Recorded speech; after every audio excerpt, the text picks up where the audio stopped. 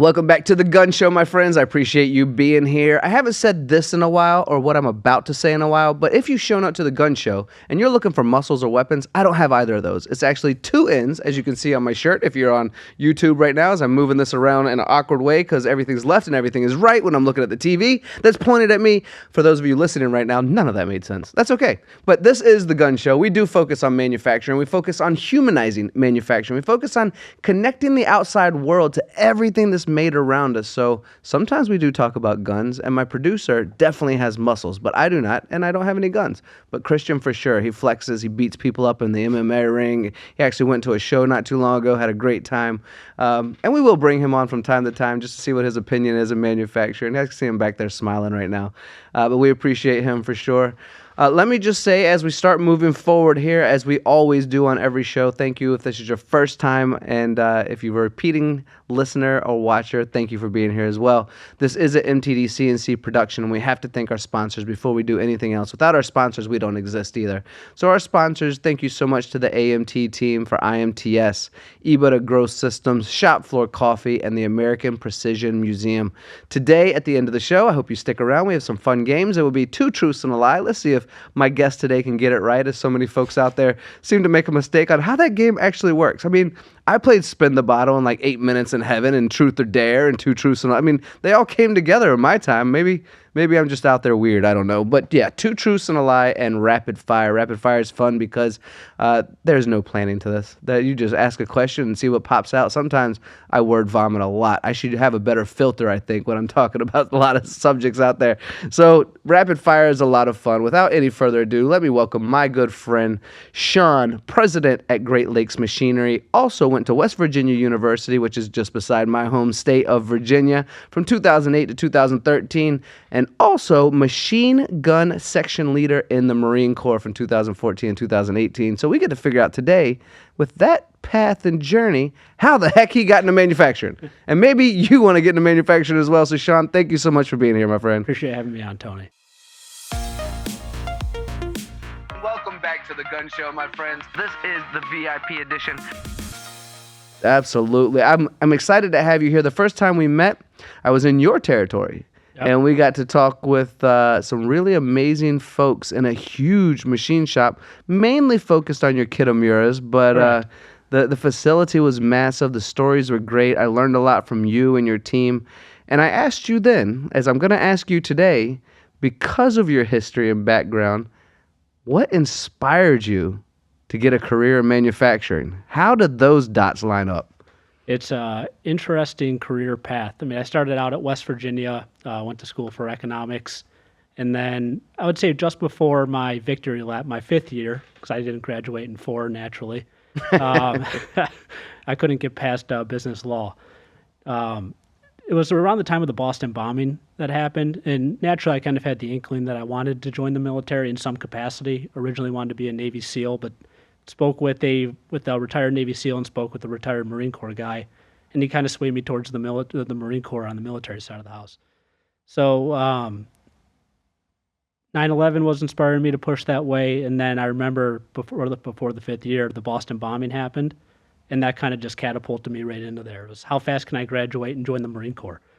So I joined the Marine Corps in 2014, went in with an open infantry contract. Graduated from Parris Island Marine Corps Boot Camp. At the time, I was a little bit older than some of the other recruits that were there, which kind of helped me out, but at the same time made it difficult with trying to communicate with people. Most are straight out of high school, right? And you did college first, yeah. Exactly. So, I mean, going in, I could have went the officer route, but I stayed enlisted. I wasn't ready as a person, as a leader, to be an officer. I kind of knew where I stood. Slightly immature. Just felt like that was the best path for me to grow up as an adult. So I, after boot camp, I went to infantry training battalion, and then I got to be assigned to be a machine gunner. Got stationed in Kaneohe Bay, Hawaii. Beautiful duty station, especially because I like to golf. And then, did my first deployment throughout the South Pacific, doing some stuff called Foreign Internal Defense, which is just training up their host militaries on our tactics, techniques, and procedures, and then doing kind of like a counterinsurgency, ISIS counterinsurgency in that area, training up their militaries to fight that threat. And right after I got home from my second deployment, I met with a gentleman named Tom McCardle, who's the founder of our company, Great Lakes Machinery. He's one of my dad's best friends. I've known him my entire life. And I went and met with him. He said, if you need a job when you get out of the Marine Corps, let me know. And I was sitting there, I'm like, I don't really know anything about manufacturing. I couldn't tell you what a mill, a lathe, or even what a chuck was, what even diameter meant, right? So he handed me all these brochures, Eurotech, Samsung brochures, and to sent me off to my second deployment. So I remember sitting there, getting ready, packing to go out in the field and go train and get on boat, and just looking at these brochures in my footlocker, thinking, I don't even know what this stuff is, but I'll look through it. Thought it was pretty cool. Tom mentioned to me that some of the companies that we represent actually make the parts that I use. A lot of the parts you use, I can imagine. Yeah, every part that I use, right? In some capacity. So when I got out in 2018, I went over to Tom and I said, I'll take you up on it. Why not? I don't know what any of this stuff is, but if you're willing to mentor me and teach me, and I'll take it from there. I'd greatly appreciate it. And from that moment on, he really changed my life from that point on. Yeah, I want to hear more about that story. I'm going to ask you some of your roles in there because it seems intriguing as well. Sure. But when I started this show, I failed to do one thing, and that is to give you a cheers and offer you a time for toast, because you do have a delicious bourbon there, and I have a nice tequila here, and we should sip it throughout the show as we enjoy the company of each other and share our stories with the world to hear, right? So do you have a toast as you sip your Four Roses bourbon that you'd like to offer the world? I do. Especially in this industry, it's the... the sales guys get a lot of the credit, and the big companies that are, that represent all the other machine tool lines. But the ones that really keep it moving on our side of the industry are the service guys. On the road, away from their family, grinding it out day in, day out, doing PMs, everything else. They're the true ones that keep this thing moving. So here's to those guys and gals out there. Thank you so much for that. We're nothing without them. What a great toast. Yeah, and you would know that coming from the sales side of things. You're not selling a second machine if that service is bad. Sales sells the first, service sells the rest. Spot on. Great toast. And we'll get into the gratitude and pet peeve at the end of this. We'll throw that into the games as well. So I'm looking at this, and you mentioned Hawaii, and you mentioned golf. You mentioned a second deployment. But what does gun section leader mean? What does that mean? So in the infantry, in the conventional infantry in the Marine Corps, there's riflemen called 0311. They just typically carry M4s, M16s, DMRs. I'm probably using new equipment now that I had no clue even about back then. They're typically the maneuver elements. Machine gunners, for us, we carry M240 Bravos, M249 Saws in a maneuver element, and then we're also vehicle mounted where we shoot M2 HB 50 cals, and then Mark 19 automatic grenade launchers. Bloody hell. So our job is to support the maneuver element, essentially. We'll always have in a machine gun section, we'll have typically one squad displaced moving with the maneuver element, and then we'll have other guys in other locations, they call it support by fires, up kind of at an angle, and we're supporting the maneuver element as they move. We'll shoot in front of them and suppress and do other stuff, airstrikes, call in Casevacs, etc. Wow. So, I just started out as a basic infantry or as a basic ammo bearer. So carrying, 100, 150 pounds worth of ammo, just running around, just giving it to my team leader whenever he yelled at me, and then just looking at the rear 180 degrees, making sure no one's coming up behind us. But eventually, groomed into being a team leader, then a squad leader. And then right after our second deployment, I got thrusted into the machine gun section leader role. So it was more of command control at that point. I have a lot of friends out there who are ex-military or still in military, actually, and I'll say something like, thank you for your service. And I think that's a respectful thing to say. In fact, every time I get onto a United Airlines plane, they say, for those of you who are in the military now or at some point, get on the plane first and thank you for your service. But then I've also had some of my friends say, don't do that. So I don't know where I sit today with you, Sean. Should I say thank you for your service, or is that like a... It's appreciated, but for people that have done it, kind of makes you feel uncomfortable because that's not why you joined. Right. That's the explanation I get a lot, actually. I didn't join to get on planes early. I didn't join to, take Instagram pictures or wear my uniform in airports and, do stuff like that. I I joined because it's what I wanted to do, and I felt like it was the right thing to do at that point, at kind of at the tail end of the war on terror. But I appreciate it nonetheless, truly. Yeah, thank you for saying that part out loud, because one of my next questions was going to be, and you already mentioned being a little bit older when you got in, and probably being one of the few, if not in the direct area you were in, maybe the only one who went to school for 4 years first before hopping in. So you go to school for 4 years, you get your bachelor's, or 5 years, right? Yep, get, 5 years. Get your bachelor's degree. You mentioned that. My wife took like 7 or 8 years. It's okay. That's all right. I think this is normal. I think you're supposed to enjoy the college experience, Got it right? across the finish line. And West Virginia is a fun place anyway, right? It is. I mean, it's one of the easier schools to get into, one of the hardest to graduate. So after those 5 years, that's why I knew I wasn't ready to be an officer. That's fair. That is very fair. What was the transition in your mind? Did you always think, I'm going to go into the military? Even when you were headed into college first, was it a building block to the military? Or was there at some point you said, okay, this is what I'm going to do? Or once you graduated, you didn't know what you wanted to do, and then you went into the military? How did that work? I was introduced to watching like Saving Private Ryan when I was probably 10 years old, which will have an impact of, the romance of what they portray war to be, but in reality, it's the complete opposite.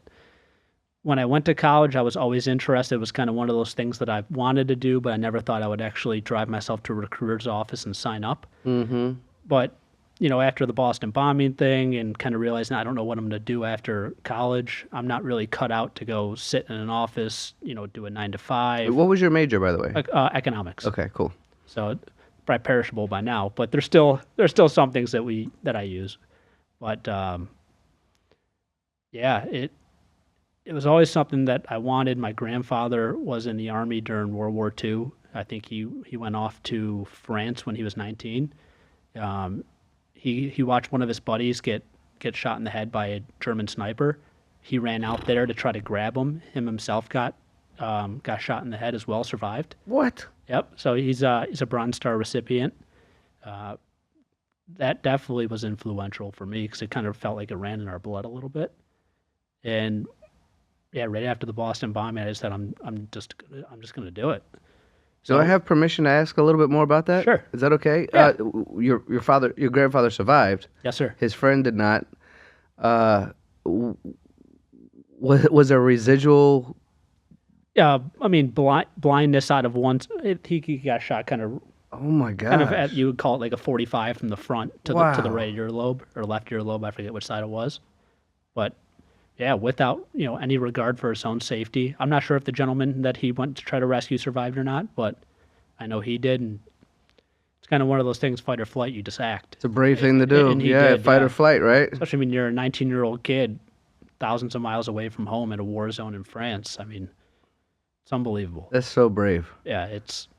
I tell stories sometimes, Sean, and I might even not should bring this up because the military is so much braver than I am, but I bring up stories about, I'm so cool, I went surfing in hurricanes and on top of a car. And that's pretty cool. Won a Fear Factor and, climbed active volcanoes and swim with sharks. None of that compares to what you just described. I got chills on me just thinking about the courage it takes to be in that situation and make that type of a decision. It's unbelievable. I mean, and there's still so many good people that are like that in the military today. When I joined or when I came in after boot camp to my unit in Hawaii, our unit deployed to Afghanistan and Iraq a few times. So you still had some of the more senior guys that were a little bit older than myself with multiple deployments underneath their belt, Bronze Star, Purple Heart recipients, Silver Star recipients, just normal guys that just, they were called and they answered. It's unbelievable. It is indeed, and we could probably stay on this subject all day long. Definitely. And then some of our audience members would love for us to do that because it is such a fascinating story. But I do want to eventually slide into manufacturing. So you mentioned going out on your second deployment, and you had these catalogs that meant nothing to you, but they seemed intriguing. No clue. And you realized that damn near everything was being touched by manufacturing in one way or another of what you were using. Correct. And that's the intrigue, right? So what happened when you got back? So when I got back on March 9th, 2018, and I went and interviewed with Tom. I mean, the job was essentially already mine, but I at least wanted to hear a little bit more about it, kind of what would be expected of me.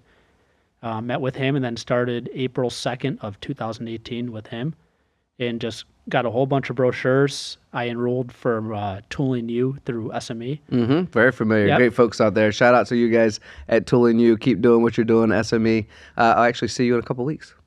I mean, talk about a total game changer from trying to go in an industry to try to sell machine tools to engineers and applications guys and management that I'll never know as much as they do. They'll forget more than I'll ever know. So yeah, I enrolled in SME, Tooling U, and just figured it out. Humbling, isn't it? I mean, there were, I still remember my first sales call ever was a company in central New York in the Rome area. I get in the door, I introduce myself, I say, hey, I work for Tom McCardle and Tim McCardle. Do you have a minute? He sits me down. He goes, I'm actually looking for a machine. Opens up a print, puts it right in front of me. I'm like, sir, to be honest, I have no clue what this is. I don't even know if this is a turn part or a milled part or a 5-axis part. But if you can put this on a thumb drive, I'll find out for you.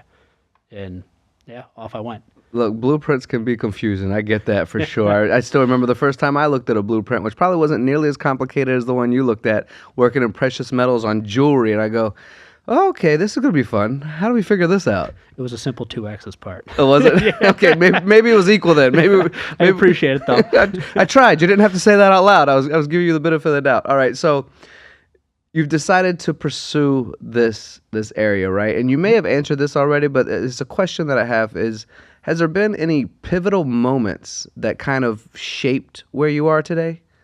Yes. That moment of failure, definitely. That's a good one. Because I never wanted to feel that way again. I mean, I'm a prideful person, but at the same time, I'm not going to spew nonsense to a customer if I don't know the answer. I'm always going to try to be truthful with them. Mm-hmm. So that moment definitely shaped that I need to be better and learn more. Meeting, in the professional setting, working alongside Tim and Tom McCardle. And then when they introduced me to my partner, Jonathan Mesh, who comes from the service side, who has just been tremendous for my personal growth, the growth of our company. He's one of those guys that if you ask a question, he'll pull you over to the side, not in front of people, pen and paper, explain the benefits of hand scraping, how something's built, reading a print, why do you think this would be better for this customer instead of this machine. He's one in a million. Sounds like the perfect person to have in your life, yes, based on your transition from college to military to manufacturing. Definitely. And he's got a sterling reputation. He started out working for a company that was an Akuma distributorship. Mm-hmm. Then when they ended up getting bought out, he ended up going off on his own for about 10 years. So he has the relationships around town. He's got a great reputation. He's seen essentially everything that you could see. So he's not only a great mentor to me and some of our sales guys, but mostly to our service guys and the younger ones to show how it's properly done. Mm-hmm. Interacting with the customer respectfully, cleaning up your workspace, etc. So I have a question here that's on my list of questions. Typically, and the audience knows, we're back and forth on this show all the time. It's a conversational thing. Sure. I have a list of questions. People ask for questions when they come on the show. We almost never use them. But this question, for me, isn't probably the best. The reason I say I have a list of questions here is because it's probably not the best segue from what you just said to what I want to know. But it's also something I think brings great value to this conversation as we continue to learn more about each other. And that question is, how have your personal values influenced your approach to manufacturing? Because we've talked about this. We've talked about you going to school. We've talked about the military background. You talked about touching so many different things. You talked about hopping on to Tooling U and SME and then having a partner that is able to educate you, pull you to the side, teach you about the hand scraping, as you just mentioned. Sure. I can imagine, and this is just my own curiosity with a bad segue and having a question in front of me, which is your personal values. How have they influenced your approach to manufacturing? Just doing the right thing. Ultimately, it's such a simple concept. If bad news is better than passing along no news. I agree. Gosh, I tell people that all the time. If there's don't lie to me or tell nothing. Tell me the truth. I'll take the bad news. If there's delays in deliveries or something wrong with the machine, you forgot to quote something. I remember one of the first lathes that I sold, probably a year into this thing, I forgot to quote collet chucks. So the machine shows up and they're like, "Where's the chucks?" I'm like, "Oh no." You have to be honest with people. You learn. Don't make the same mistakes twice, but you learn. And then don't oversell what you're selling. If the customer only needs a 3-axis vertical machine, don't try to sell them something hyper complex. Or if it's a 2-axis turn part, don't sell them a triple turret. I get asked all the time for styles of equipment, fab equipment, lasers, etc., EDM that we don't sell, I could probably reach out to somebody and try to sell something, but we don't because our service guys won't be able to properly take care of them. It's just kind of the unethical thing to do. So, but ultimately, in a sense, it all boils back to, just do the right thing and be honest and truthful with customers. I just got done watching the second Frozen with my daughter, and it says in that movie, do the next right thing. Yeah. Yeah, just throw that out there. I'm watching cartoons, folks, and I like them as well. I do like them, not gonna lie. I'd probably watch it if I didn't have a young child in my house. Nothing wrong with it. But do the next right thing. That's very valuable. I want to ask you a question, Sean, because I've done interviews where people have purchased a machine through their own free will, but purchased a machine that does do more than their existing project based on the hope to do more later on. Sure. So I would imagine that advice also goes into the conversation. Even if, Exactly. If they're making a two-axis part on a turning center and you don't need triple turrets, but the idea is maybe we can take on a new job or do more bids in the future by doing that. If you build it, they will come. Right. That's a great quote, by the way. Yeah. What movie was that? Do you remember? Field of Dreams. Yes, sir. Well done. That was a little test. I'm glad you knew it. And that's a conversation that you have with the customer before, throughout the quoting process. What are you ultimately looking for? If they say, I have this dedicated part, this is what I want to run, I want to put a cobot in front of it or something else, then all right, sure, so be it. But if you're looking to do complex turning, pinch turning, pinch milling, etc., yeah, sure, we'll put you in a triple turret. But you don't need it for this part. But if you want to get some other work down the road, fully understand. We'll try to help you get that work too. Well, the first time I met you, Sean, we were at HDM Hydraulics. Yes, sir. Yeah. And the first conversation we had on the first machine we discussed was a gorgeous Kitamura machine, right? But the conversation was that the automation was put on afterwards. Correct. Which goes back to this conversation of you probably sold them what they felt like they needed and what you felt like they needed at that time. And then later on, you were able to adapt something further because it grew, right? So that cobot robot type of situation, this happened to be pallet change. So that just backs up completely what you're saying. Yep. I mean, that's the nice thing about a lot of the lines that we represent is field expandability.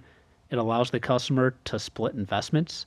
Doesn't really put them under the gun and pressure to prove out jobs quick. And they have this massive payment on a machine when they're really not getting the full ROI yet.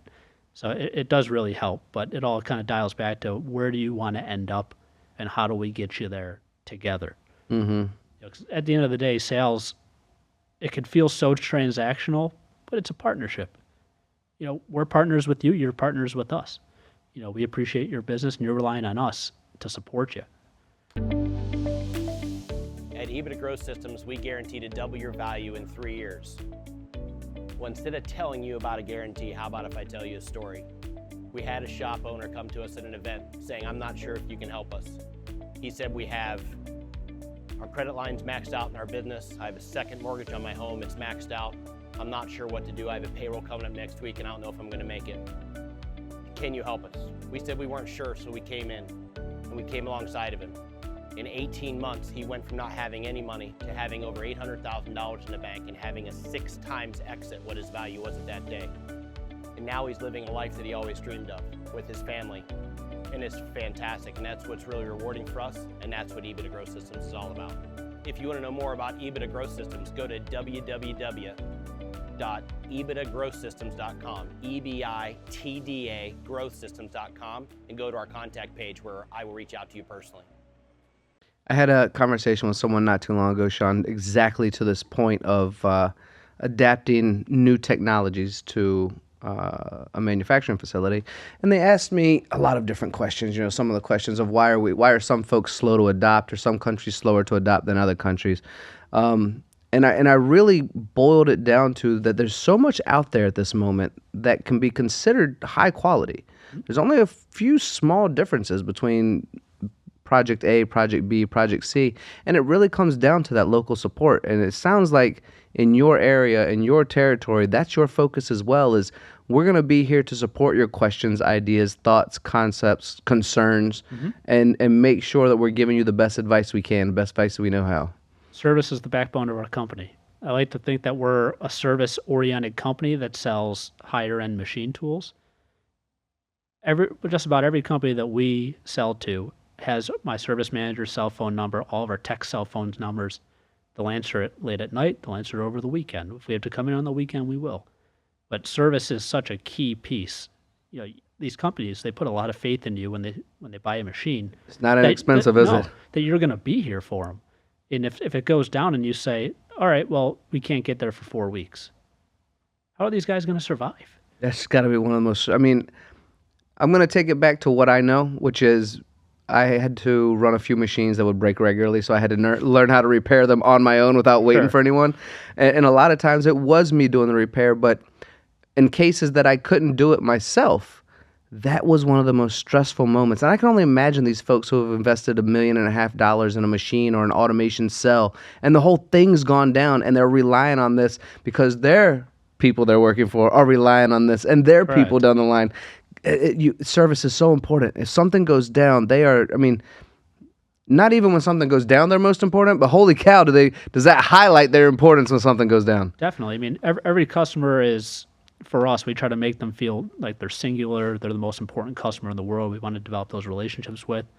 And whether it's a big company or a guy with one machine in his garage, I mean, you got to support them, and you have to be there, as fast as you possibly can. You have to move around the service schedule, and if you're just doing a PM on someone else's machine, you tell them, hey, this customer's machine's down, you would get the same treatment. We have to move it to take care of them. Sean, I was quite literally in a shop the other day that felt like they were too small to receive the service that they deserved. That's insane. Because somebody was in there and they would always disappear when they got a phone call to a bigger shop down the street that needed their help. So they always would leave one obligation and go to the bigger shop. They were so frustrated. Like, what do we do to get a similar service? I mean, for us, we kind of experienced something similar to that, not taking calls just because they were a bigger customer, but our service guys, we're responsive. Somebody calls, we'll answer. We'll try to help you out over the phone. If we can't, we'll get you, we'll get you on the schedule. But now we just direct all of our customers, just please call the office, and then we'll get everything booked from there for you. And we're old school. There's no service tickets. There's none of that.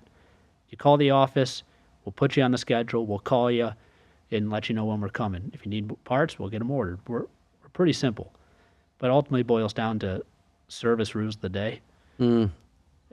I sell the first, they'll sell everything after that. Of course. And they're a direct reflection of our company as well. So they put their best foot forward and think, hey, this is a really professional organization. These guys are nice, they're neat, they're efficient, they're fast, they communicate. That'll just reflect well on the company, in totality. But they're the driving force behind our success. I was told something in an interview not too long ago, and I bet you've heard this before at Great Lakes Machinery, and it was I was working with a machine maker, and they brought in the dealer as well. And I was doing the interview with the end user, and I said, so what do you like about the machine? And this is real, what I'm about to say. What do you like about the machine? Oh, we'll buy any machine from our distributor because we trust them. If they're telling us it's a good machine, well, I was like, but I'm asking you about the machine itself. But our distributor is the most. I'm like, okay, I got it. You got a great But I imagine there's some folks out there that go, Great Lakes Machinery, we trust them. We want to work with them, and they probably have a solution for us. And if for whatever reason they don't, they'll guide us in the direction that does. Definitely. And even if we don't, we'll guide you. Even if we don't sell it, and I think our machine's not the right one, I'll tell you that. Because ultimately, if they buy a machine from us and it's not right for their application, it's just going to bruise the relationship. And we try to become friends with our customers, and we're close with them. Now, why would you try to steer them into something that's not right for them? Yeah, but let's be fair, Sean. I know a lot of the machines that you distribute, and unless it's in the EDM world or like laser cutting or Correct. water jets or something, you probably have a solution. Yeah, whether it's palletized 5-axis with Hermla, right, or triple turret lathes through Eurotech, or with Index. We do cover the gambit, but we know what we're good at, and we know what we don't know, which is that world, the EDM and the fab work. I'm sure you got some buddies out there that can help them with that. Yeah, we do. We try to guide them in the right direction at least. Of course. But we're not, until our service guys have that capacity to do it, it'd be foolish for us to take it on. Because of course. Again, service rules the day. Well, let me ask you one question. Do you have a project that you are particularly proud of? Something that was either could have been extremely frustrating, or you know what? You choose. I'm not even choice. Who says choice? You choose. You choose, Sean. And I'm sure you've thought about this before. You have one that you've utilized in a conversation previously. But is there a project that you're just really proud of in the years that you've been doing this? I do. I have a customer in our territory that we did a turnkey for on a twin turret Eurotech or Rapido. We were struggling at first with some of the work holding aspects. So had to hold pretty tight concentricity on the sub side. So we swapped out some work holding, went down there for the runoff. We were still having some issues. Realized it was tooling at that point, but it was a grind of a runoff. It was one of those. I'm going out to McDonald's at 2 a.m. while we're still running parts for a 4-hour run. That's a two fail. One, Yep. it's 2 a.m. and one, it's McDonald's. Okay, correct. Didn't feel well in the morning. Sorry, McDonald's. Fast food. I don't really do it. I apologize. But I'm proud of it because turnkeys are always tough. They never go smooth. And it was never contentious between, us, the OEM, and the customer. It was, how are we going to work together to figure this out, adapt, and overcome? And ultimately we did. And in the end, we're running parts 55% faster than they were running previously, with less scrap. Yeah, good for you. Well, I just sold them the machine. It was the applications guys at Eurotech, along with the customer too, with some of their input and history of running that part, which really got it across the finish line. Eurotech's been known to do that, haven't they? Yes, they have. They're a cycle time killer. But I'm proud of that one because of kind of the camaraderie that it built from. Relationships are kind of forged in fire. Mm-hmm. You become closer with people through hard times, and that was definitely, I was probably the most stressed one there because I sold them on this solution, but it was figured out, and the customer's happy. No gray hairs. It's covered up by these headphones. Is that what's happening? That's correct. Or I dyed my hair in the hotel before the Sealor. Yeah, well, I doubt that. You only just arrived. It's raining outside. I don't think you had time to do that. But I agree with you. Forged in fire. I mean, all my best friends on the planet right now are, from my childhood. And I got some great friends that became, adult friends as well. But there's nothing like that 8-year-old, 9-year-old. Exactly. Like that's how old we were when we became friends. And then, almost 40 years later, we're still high-fiving each other and taking trips around the world. It's very similar. When you go through something with someone, that's how you connect, right? Exactly. And you don't enter into this agreement and develop this turnkey with a customer hoping it goes that way, obviously, but it never goes smoothly. If anybody tells you they had a turnkey go completely flawless and smooth, lying to you. It's always something that has to get changed or adjusted. But when you can all come together and work together and overcome and succeed, it goes a long way. Well, I have to ask you, do you know how to swim? I do. Because they threw you into the deep end right away when you jumped into manufacturing. Oh, yeah. Which is good. But I'm also going to do that a little bit now because I want to pick your brain on that of being in the deep end, which is what innovations in manufacturing have excited you the most, and then also segued to how do you keep up with all the latest and greatest, especially when you haven't been doing it for 20 years, 30 Sure. years like some folks. Well, I'll answer the second question first. So keeping up with the trends, reading stuff like manufacturing news, and truly, I'm not saying it because I'm on your podcast, but I watch a ton of your videos. Thank you. And how, besides that, or going into customer shops, you don't know what's out there. So you have to read, you have to educate yourself, and you have to watch and listen. And if you go into another shop and you see somebody's doing something a little bit different, a little bit better, you try to adapt and pick it up yourself. Absolutely. But you have to consume the knowledge to be able to, push our company forward, but also provide better solutions to customers, or else you're doing them a disservice.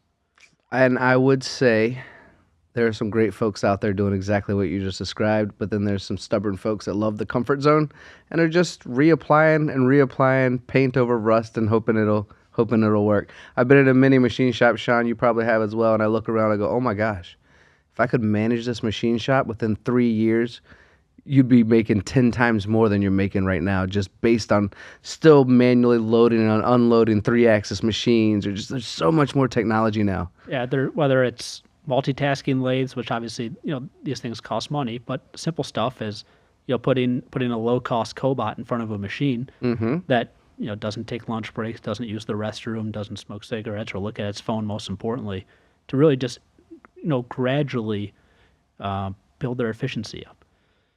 There's so many solutions out there. So speaking of, what about AI? How do you feel about that? I use it all the time. I went to an AI, talk about being being thrown in the deep end. I went to an AI seminar about a year ago, just, ChatGPT and what it could be used for to help small businesses. And it truly has. But in manufacturing, hopefully we're at the point or get to the point to where, you feed a computer, you scan a print, and It connects with a 3D printer. It builds the work holding for that, and then it picks out the tooling, develops the program.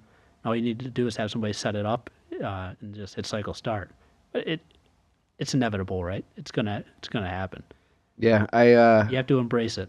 I watched. My wife showed me a video. Despite what people might think with the amount of stuff I have online and how much social media is actually produced by us, I personally am not on there a ton. That's which is why I focus on LinkedIn and let my MTD team do all the rest of it, right? The Facebook, the TikTok.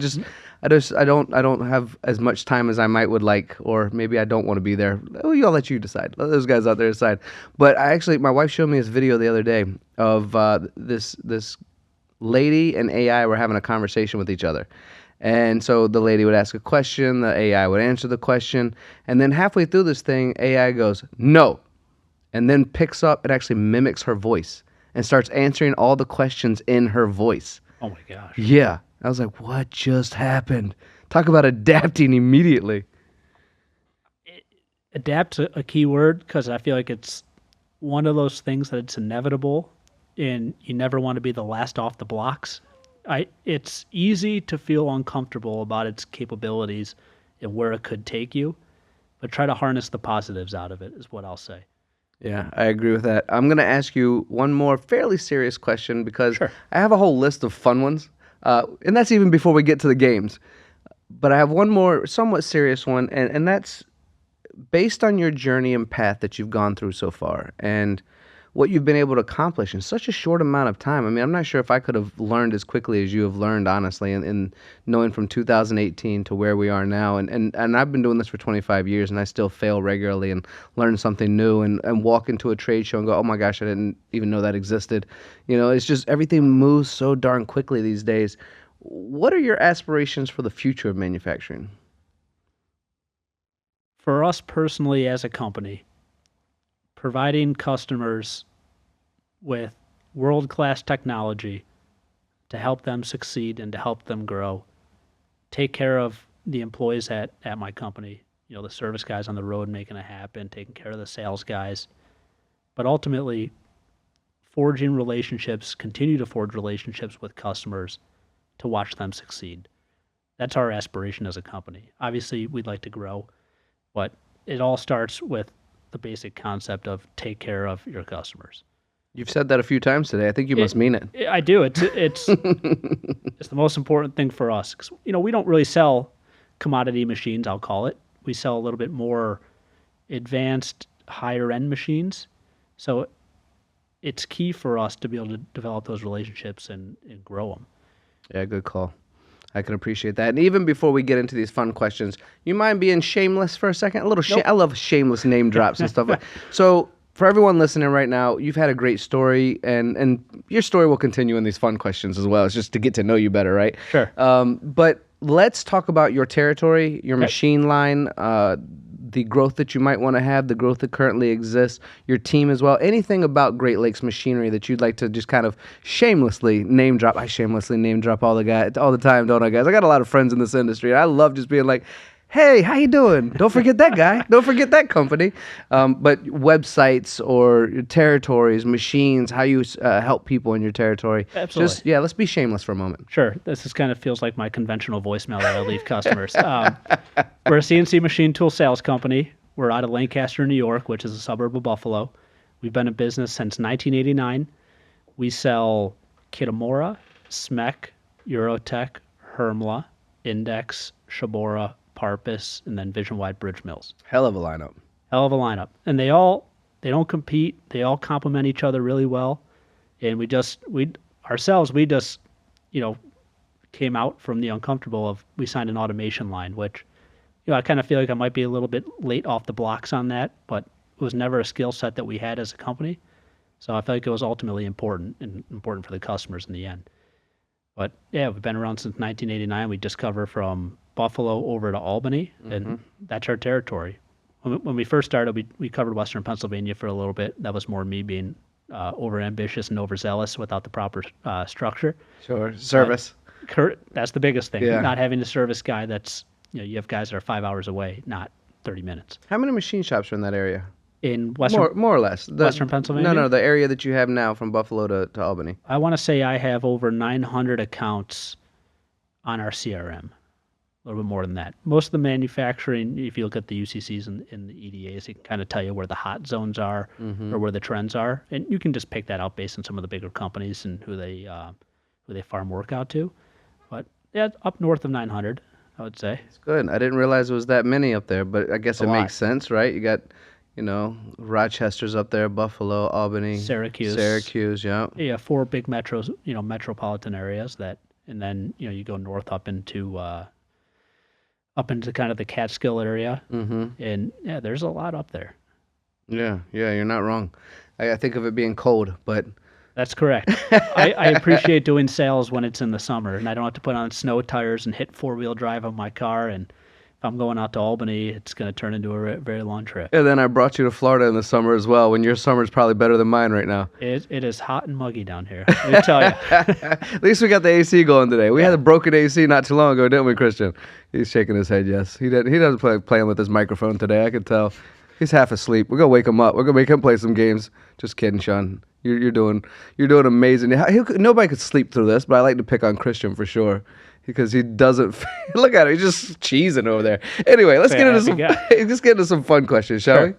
All right. So for everyone listening and watching right now, this definitely has to do with manufacturing, but they're just kind of. Let's pick someone's brain. Let's get creative. Let's see the depths of their excitement about manufacturing, right? I might even throw Christian under the bus again today and make him answer one. Who knows? All right, Sean, let's do it. And this is even before the games. But first question I have for you, imagine a day in manufacturing 50 years from now. That's tough to imagine 50 years from now. As fast as everything, I don't know if I can imagine 10 years from now. I'll be 84. 84 years wise. But 50 years from now, if we're the Jetsons trying to figure out how this all works, what are we looking at 2070-something?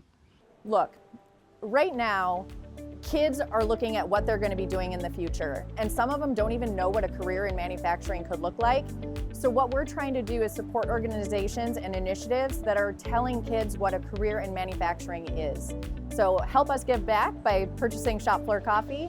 You can find us at shopfloorcoffee.com. We're on LinkedIn. Contact us. Let us know how we can support you and your organization. Multitasking machines, automation, 3D printing, AI utilization. Is AI doing it all? Are humans even doing it anymore? You still got to have a guy put the part in the... Well, you could automate. No. Yeah, I think at some point... Are we all on vacation at this point, just letting the machine shops make us money? Hopefully our own technology doesn't phase us out and make us irrelevant. But I think at the core of it, you still need people. I was told just the other day, every automated cell creates 7 jobs. Really? Yep. I believe it. You still need somebody to program it. You still need setup guys to, cut the material and, load the fixturing. There's still a lot of stuff that AI I don't think can replace.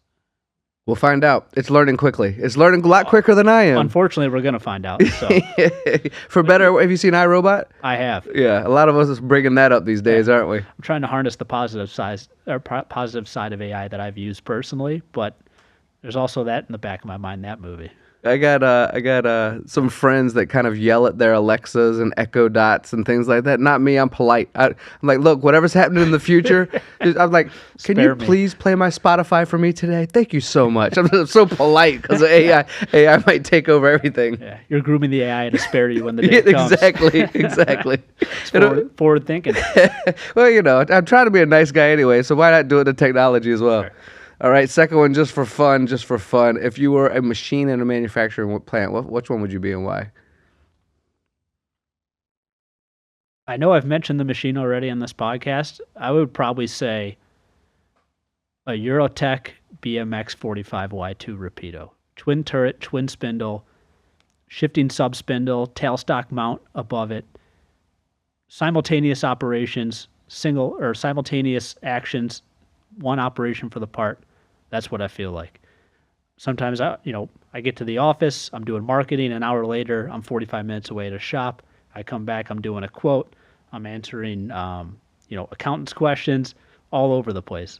At times, that's what I feel like. Yeah, I didn't know which one you were going to name, Sean, but I was going to, whatever the core was, I was going to say whatever machine that you feel is reliable. I feel like you're a reliable human being. That's what I get from you all the time is reliability. We sell a lot of reliable products. But as far as my day-to-day and kind of, I write down this whole schedule, when it's time to do marketing, when it's time to do sales, when it's time to do quotes. But life gets in the way, and everything looks great when it's on a whiteboard. But this is reality. It's kind of like when the first punch thrown, you had a game plan before that. You just have to adapt. And that's kind of how I feel like. Yeah, everyone changes the game, changes the rules when that first punch gets thrown, right? That's correct. I mean, if we had a plan. Yeah, if there's a service issue, all right, let's adapt. Let's get people over there. Christian had a girl beat him up in the MMA not too long ago. Yeah, got to throw that out there just because he didn't know what happened when that kick hit him in the face. He's like, all bets are off now. What do I do? I should have been prepared for the uncomfortableness of starting this job in 2018 because my first wrestling match ever was against a girl. Yeah. Nothing wrong. Obviously, she was insanely talented, but I knew I would get bullied by my brother or whatnot if I didn't win. Of course. And I did. But you get bullied if you win as well. Yeah, if you win and you're too aggressive or whatnot, but nothing wrong with it. Yeah, he's got your back, Christian. You see this? He's your friend already. It's all right. You got a friend in me. You've got a friend in me. All right. Which fictional character do you think would be a great for manufacturing and why? Hey, you highlighted it, buddy. I know you thought about this already. I had like 2 or 3 in my head. I'll go with Maximus from Gladiator? From Gladiator. Why is that? Because I look at him as a shop owner.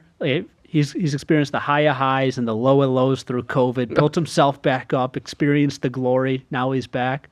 Just a resilient figure. It's also my favorite movie. Are you not entertained? How do you not get goosebumps when him and Joaquin Phoenix come out of the Coliseum floor at the end? Is that right after he's been stabbed by Joaquin Phoenix and he still wins? Unbelievable. A little cheater. Yeah, not great.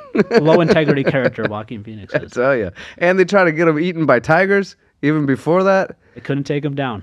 That was a good movie. There's a lot of violence, but it's a lot of good movie. You could tell how my path to the military slightly kept on getting groomed. It's okay. I'm a big fan of all the Viking shows and that medieval stuff. I'm a fan. Yeah, it's awesome. Why not? I agree. All right, next fun question. How would you explain the importance of manufacturing to a 5-year-old? Or just talk to me. I'm pretty much like a 5-year-old. well, when I started this job at age 24, I was essentially at that point of a 5-year-old. Everything is made through manufacturing, and you have to support it. You have to dive in head first, absorb the knowledge, button up against people that have more experience than you. But it's so important to keep building the workforce and maintaining where we are and growing, because everything from this coffee mug to this beautiful Hermla part to this glass, everything is done in some type of manufacturing process. Without it, we have nothing. Yeah, I agree. In fact, to your point, I started doing a small series, and then I didn't have time to do, I think I made like 3. But I did a hashtag Thank a Machinist. Shout out to our buddy Paul at Pro Shop as well, who does Thank a Machinist on his shirt right now. Well done, by the way. And I did a little video where I was pretending to drink out of a cup, or actually was, and then the cup disappears.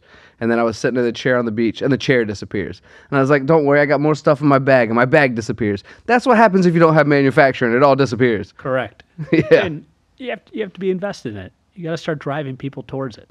It is the backbone of this country and what keeps literally everything going. Every country. Yeah, the whole world, yeah. We're nothing without it.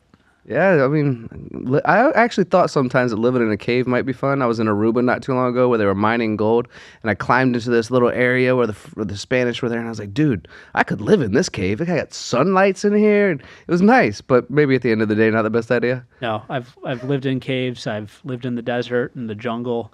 Oh, so in real life, no, only in my brain. I see it'll be fun maybe on vacation, but, right. But when you're out in the desert for 90 straight days and you're sleeping on a cot and using porta potties, it sounds terrible. Let's enjoy the technology. Exactly. So get into manufacturing. We make everything around you. That's kind of the moral of that story. All right, I have another one for you. If you could swap jobs with anyone in manufacturing for a day, who would it be and why? A machinist. Yeah, you want to be a machinist? I've never been one. Oh, it is fun. I came into this with nothing. I thought it'd be pretty cool to set up a job, close the door, hit cycle start, watch it, calibrate the probe, set your tools, do all the above. I just don't I didn't have the knowledge for it, and I've never been a machinist. I just think doing that would be awesome. You're not wrong. I think I started as a machine. Well, I started mopping floors, but once I got into machining, I was a machinist. And I bounced through a few industries, got frustrated a little bit, did some road construction, was a traffic foreman for a little bit on a night crew for about a year, went back into manufacturing. And then I moved here to Florida, and I ended up getting into a position that sent me as a sales engineering consultant type of position, right? But I for a few times throughout that part of my career, I went back to the shop floor and started making things. And I occasionally think back, and I'm just like, man, it was so cool to take that blank piece of material, that costs $5 or $10, $20. Well, if it's, like a titanium, a bit more expensive, but you know what I mean, and turn it into something useful. So, whether it's the jewelry that was in, so many people propose and say, I love you, that kind of thing. But as I'm getting older, I value the medical industry a bit more, and definitely the screws that they're putting into our bodies. And it's important. I fly around a lot, and I saw a door fly off of a plane not too long ago. I don't want that to happen to me. I want good engineering and machinists out there. I mean, being a machinist, I can understand how some people would think, yeah, that's a boring job. Why would I do that? It's an honorable job. It is an honorable job, and it's not boring either. No, look at all the stuff that you're making that's changing lives, supporting and securing our country. On the defense side, medical, helping people out, automotive, transporting us, everything. It's an honorable job. You're making stuff that improve people's lives. Yeah, I agree with that wholeheartedly. And then even to add on to that, because you're right about all of that. But I would say that if you're not a manufacturer, and if you're a middle school, high school, considering what a career might be, there's a lot of young folks out there. I say young folks now that I'm 45, but young folks out there that they want to make a difference in the world, right? We have all this social media and the interweb, and everyone wants to be famous and all this kind of stuff. But at the core of it, I think a lot of times people just kind of want to bring value to their own lives in one way or another. Manufacturing can do that. Definitely. And it could be anything from what you've described from defense, but it could also be there's a lot of people out there who believe in, eco-friendly green things, or people who want to be into design and maybe make their own shoes or clothing, where you can make your own shoe molds. You can make anything you want in manufacturing. Exactly. I mean, whatever you want to do to make an impact and for personal growth, you should pursue it through manufacturing. It's the core of everything in our lives. It's almost like we're a recruiting agency right now. You ready to play some games? Yeah, we should get paid for this. we should probably get paid for this, yeah. No. 2 truths and a lie, and then some rapid fire. You got 2 truths and a lie for me? I do. Well, I kind of already let the one lie out. Hold on. Everyone keeps doing that, Christian. I threw myself under the bus a little bit. Everyone's like, I don't want to lie to you. I've already done it. All right. We are 2 truths and a lie. Yes. Not in that order. Nope. No. Whatever order. It could come second, third, first, whatever. We're a service-driven company. We sell more horizontal machining centers than vertical machining centers. Is that part of the same thing? Nope. Okay, 2 different ones. 2 different ones. And so say that one again, please. We sell more horizontal machining centers than vertical machining centers. Okay. We sell more sub-spindle lathes than single-spindle lathes. And guess which one is the lie? Yes. The middle one. The verticals? Yeah. Crap, I just told you 3 truths. Did you really? Yeah, I did. The lie was that I'm a machinist. I know you're not a machinist. I came in here telling you that I wouldn't screw it up, and naturally that happened. Of course. It always does, doesn't it? It's okay. It's fun. I actually like it when I try to guess something and it's all real. It's fine. It's weird. We sell more horizontals than verticals. We sell more sub-spindle lathes than single spindle. Obviously, service is our core. It's a new world as far as a single spindle and double spindle, and yeah, this is the evolution of the route people are going. And that changed. I mean, even in 2018 when I first started, we were selling a lot of single spindle machines. It feels like of late everybody just wants to go either horizontal on the machining or 5-axis, or vertical with pallet changers, or they want to go with a sub spindle Y-axis lathe. Why wouldn't you want to do more operations in the same machine? Exactly. If you have trouble finding people, less human intervention.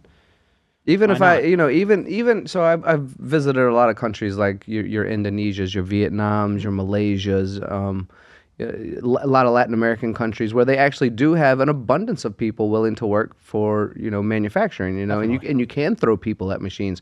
But even those folks would rather have, dual spindles, Definitely. Because it's still about how many operations and how much time does it take in order to get something done, and how many mistakes get made if I move a part from one machine to another machine, or I have to reset up my if I'm working in a vertical mill, for example, and I have to switch out my vise to put in a new vise or a different setup from op 10, 20, and 30 in order to make it work. Why not just do it all in one? You're looking for a sales job in the Buffalo, New York area? Can I live in Florida? We can make it work. Can we do it all remotely? We'll figure it out. Technology's on our side. Yeah. I don't know if I could do your winters there. I could do half and half. Oh, you don't want to be up there in the winter. Can Not I go? ideal. Can I get in a barrel and go off Niagara Falls? Hey, that person survived. There's been a few, right? I know. It's unbelievable. All right, rapid fire. I'm going to give you a few rapid fire. If you don't like it, just say pass. Okay. Because I don't want to throw you under the bus either, but they are random as can be. All right, let's do it. But whatever the first thing is that pops into your head. All right, let's go with plastic alternatives, real solutions or temporary fixes? Real solutions or temporary fixes? Oh, you're thinking too much. This is rapid fire. I would say pass. I don't understand the question. Plastic, okay, that's fine. In the circular economy, is the circular economy the future of manufacturing? Yes. It's a good one. Wearable tech in worker safety, necessity or excessive? Is worker safety excessive? No, wearable tech in worker safety. I don't think it's excessive. I think it's good too. Offshore manufacturing, cost saving or unethical? Hybrid. It's both. I've had a lot of conversations about that recently, actually. Worker skills gap, major concern or easy fix? Major concern. My 5G in manufacturing, overhyped or underappreciated? What was that? 5G in manufacturing, overhyped or underappreciated? Pass. Cybersecurity in factories, priority or afterthought? Should be priority. Is reshoring a trend or a necessity? I think it's a trend. Ooh, predictive maintenance, essential. I'm not saying it shouldn't be. I'm saying I think it's a trend. You might be right. You might be right. We do love low prices, don't we? Predictive maintenance, essential or overestimated? Essential. All right, last one for you. Let me just find one. Is additive manufacturing the end of traditional factories? No. No, not at all. All right, Sean, you have been a pleasure, my friend. Appreciate it, Tony. You are off the hot seat for everyone watching. This is The Gun Show. This is my buddy, Sean. If you're interested in learning more about him, what is your website one more time? Our website is GreatLakesMachinery.com. If they make these things too easy, I just could have read his shirt and put .com at the end. I don't just start taking guesses. I'm going to start taking guesses and see if I'm right. Anyway, thank you all for watching. As I say at the end of every single one of our shows, time is the one thing we cannot manufacture more of. So if you've spent some of your time with us today, thank you so much for being here. Sean, cheers to you and to everyone else out there. Hope you have your drink prepared. Cheers to all of you for watching and listening to The Gun Show.